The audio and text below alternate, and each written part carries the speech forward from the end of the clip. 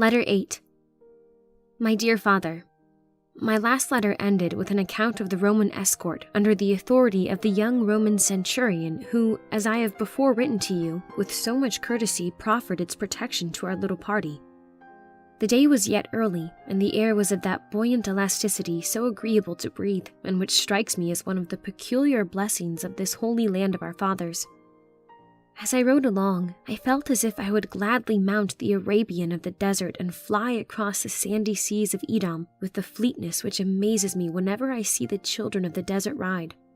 For a band of 30 came boldly near us from a gorge as we approached Bethany, and after watching us a few moments, scoured away into the recesses of the hills like the wind, as a detachment of our Roman escort was ordered to gallop towards them. We were fortunate in having such strong protection. We soon afterwards reached the summit of the ridge above Bethany, from which eminence we had a gorgeous view of the holy city of God with its lofty temple glittering in the sunbeams. The tower of Antonia darkly contrasted with its splendor, and the citadel of David frowned over the walls with the warlike majesty that deeply impressed me. I drew rein and entreated Rabbi Amos to delay a few moments while I surveyed Jerusalem, but he was too far ahead to hear me, and the centurion, riding up to my side, stopped respectfully with a portion of his command, and said he would await my leisure.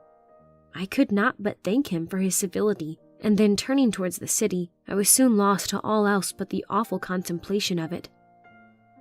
"You should see Rome," said the centurion, who had watched my emotion evidently with surprise. "It is a city of grandeur unequaled.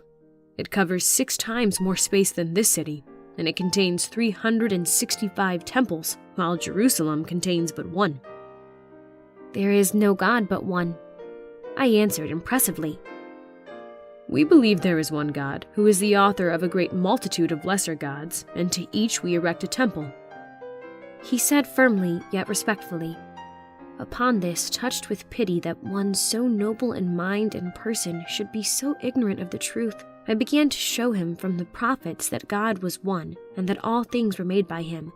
But he, plucking a blossom from a tree within reach, said, "It is beneath the dignity of the father of the gods, the great Jove, to descend to make a flower like this, or shape a crystal, or color the ruby, or create that golden-eyed hummingbird which flutters among those fragrant blossoms. He made the sun and moon and stars and earth, but left the lesser works to inferior deities. Talk to me of thy one God, and prove to me, maiden, that he made all things and is one, and thy God shall be my God." We now rode forward through the street of Bethany, and soon came to the house of our former friend Rabbi Abel, who died many years ago at Alexandria when he went there with merchandise, and after the welfare of whose children you desired me to make inquiries. It was a plain and humble dwelling before which Rabbi Amos assisted me to alight, but there was an air of neatness and sweet domestic repose about it that at once came home to my heart and made me love the place even before I had seen the inmates. On hearing of my arrival, there came out a fair young girl of 22 with the most amiable expression of affectionate welcome, and approaching me with mingled respect and love, she embraced me, while Rabbi Amos pronounced our names to each other. I felt immediately as if I were in a sister's arms, and that I should love her always. Next came forth a young man of about 30 years of age, with a countenance of an exceedingly interesting expression, full of intellect and goodwill. He was pale and habitually thoughtful, but a fine friendly light beamed in his dark handsome eyes as he extended his hand to welcome me. You have already had a full description of him and of his character in one of my former letters, and need not be told that it was Lazarus, the son of your friend. At the threshold, Martha, the eldest sister, met me, but with more ceremony, and made an apology for receiving me, the rich heiress of Alexandria, as she termed me, into so lowly a dwelling. But I embraced her so affectionately that this feeling passed away instantly. Martha busied herself at once to prepare refreshments for us, and soon set before us a frugal but agreeable repast. Mary, in the meanwhile, and Lazarus sat on either side of me and asked me many questions about Alexandria. I cannot describe to you the loveliness of the person of Mary, and yet not so much the perfection of features as the soul which animates them, and lends them a charm that I cannot adequately convey to you. Martha, the oldest, is of a more lively disposition, yet more commanding in her aspect, being taller and almost queenly in her mien. Her eyes and her hair are jet black, the former mild and beaming with intelligence like those of her brother Lazarus, whom she resembles. She has a winning voice and a manner that leads you to feel strong confidence in her friendship. She seems to take the whole management of our entertainment upon herself.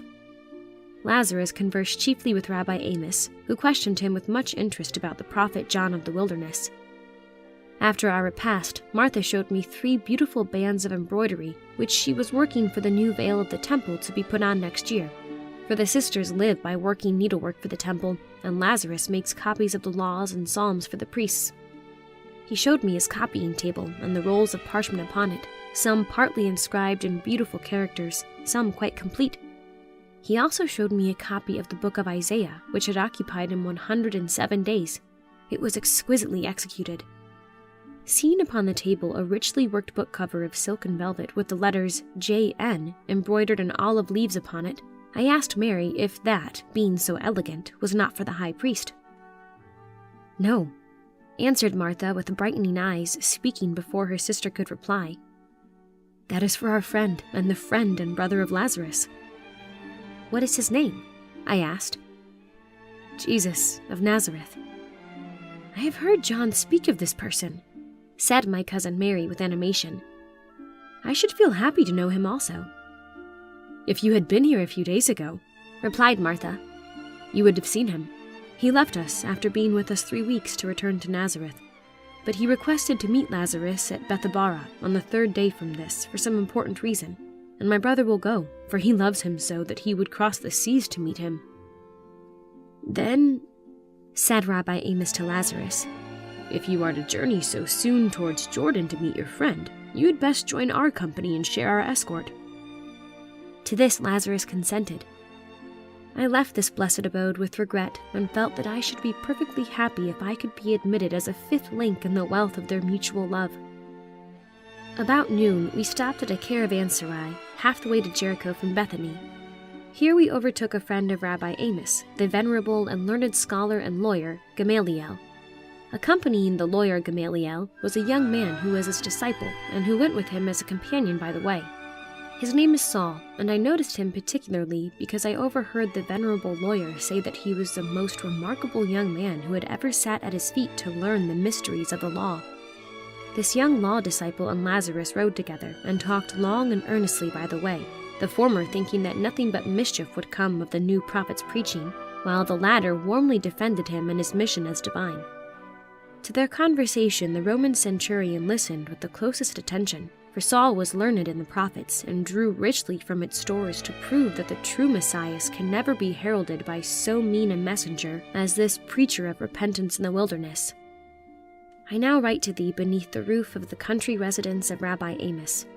Tomorrow early we are going to Bethabara, a little village beyond Jordan, but situated on its banks, near which we learn John is now baptizing. Lazarus has gone on with Saul and the learned Gamaliel, with many lawyers and doctors in company, who desire to see and hear this prophet of the wilderness.